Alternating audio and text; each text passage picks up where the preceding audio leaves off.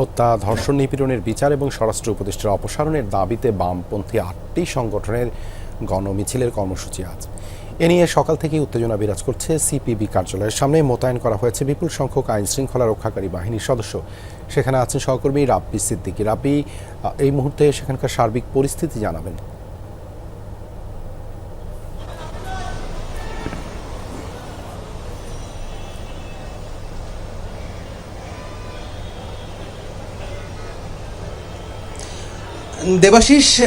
দেবাশিস আপনি জানেন যে গতকালই কিন্তু ফেসবুকে একটি ঘোষণা আসে যে বাংলাদেশের কমিউনিস্ট পার্টির এই যে অফিসটি, সেই অফিসটি সামনে একটি অনাকাঙ্ক্ষিত ঘটনা ঘটার, এবং সেইটি উপলক্ষে কিন্তু আমরা দেখেছি সকাল থেকে এখানে আইনশৃঙ্খলা বাহিনীর কড়া পাহারা, সেই সাথে আছে এই কমিউনিস্ট পার্টির নেতাকর্মীরা, তারাও কিন্তু এই পার্টি অফিসের সামনে এখানে উপস্থিত হয়েছেন।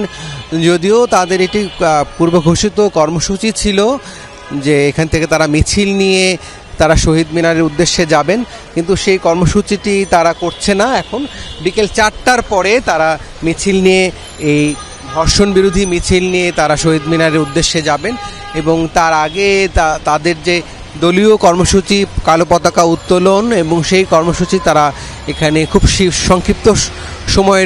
সংক্ষিপ্ত সময়ের মধ্যে এই কার্যালয়ের সামনে তারা এই কর্মসূচিটি পালন করেন। এবং আমরা দেখেছি যে আসলে এই সেনাবাহিনীর সদস্যরা তারাও কিন্তু এই কার্যালয়ের সামনের নিরাপত্তার জন্য তারা এখানে সজাগ আছেন। সেই সাথে বিপুল সংখ্যক গণমাধ্যম কর্মীদেরকে আমরা দেখেছি যে এই কমিউনিস্ট পার্টি অফিসের সামনে তারা উপস্থিত আছেন। সব মিলিয়ে একটা উত্তেজনা তৈরি হয়েছিল গতকালের এই ফেসবুকে, সোশ্যাল মিডিয়ায় যে ঘোষণা দেওয়ার পরপরই। সেই ঘোষণার পর আমরা দেখেছি যে আইনশৃঙ্খলা বাহিনী এই যাতে কোনো ধরনের কোনো অনাকাঙ্ক্ষিত ঘটনা না ঘটতে পারে সেজন্য তারা চেষ্টা করে যাচ্ছেন। এবং কমিউনিস্ট পার্টির নেতারা তারা বলেছেন যেহেতু জাতিসংঘের মহাসচিব বাংলাদেশ সফরে আছেন এবং এই সময়ে যে কোনো অনাকাঙ্ক্ষিত পরিস্থিতি যাতে না ঘটে সেজন্য তারা তাদের নেতাকর্মীদেরকে শান্ত থাকার আহ্বান জানিয়েছেন। আমরা দেখেছি যে এখন এখানকার পরিস্থিতি কিছুটা শান্তিপূর্ণ। দেবাশিস, ধন্যবাদ রাব্বি যুক্ত হবার জন্য।